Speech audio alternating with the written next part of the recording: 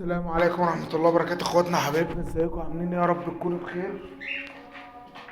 الناس اللي عمالة تقول لي يا عم انت عمالة تدي نصايح ومش تدي نصايح، ان انت ما بتربيش حمامة غالية. والله يا صاحبي مش بالحمامة الغالية، انا والله بربي حمامة كويسة، ممكن تكون عادية متوسطة الحال زي ما انت شايف كده، جمعية كريزلي، عبسي، كراكندي، كريزلي تاني وشه حلو، وعندي كام واحدة شكلهم حلو يعني مش هنكدب.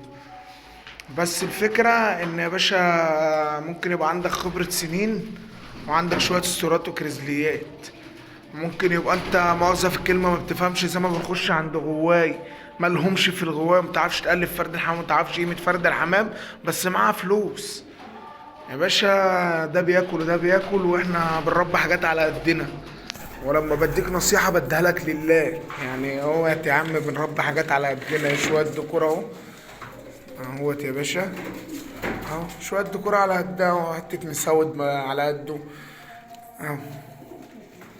ايه رأيك يا باشا؟ حاجات على قدنا برضك، يعني مش معناش احنا يا باشا المبالغ اللي تجيب صوافات وعادات وقشر بنادي وبتاع. عندنا بندي امور، عندنا كام واحدة حلوين يعني الحمد لله بنربيهم.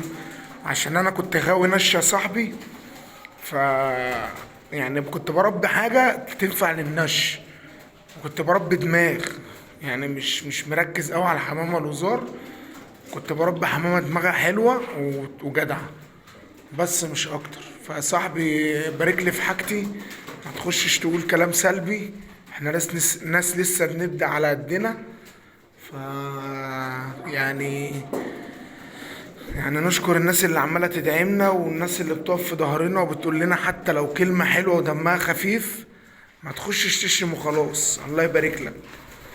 احنا عندنا حاجات على قدنا زي ما انت شايف، بس عندنا خبرة 15 سنة فضل من ربنا، بنربي حمام وربنا حمام. انتوا ما يعني في ناس ما مش تعرف تدخل زيه في الشتا، بس اليومين دول ربنا اللي يعلم بالدنيا ماشية ازاي، فجايبين برضك مش هنبطل حمام. اكتر الحمام ده عندي اهالي قديمة، في اللي عنده 5 سنين واللي عنده 7 سنين واللي عنده 3 سنين واللي عنده 6 سنين عندي في عشتي.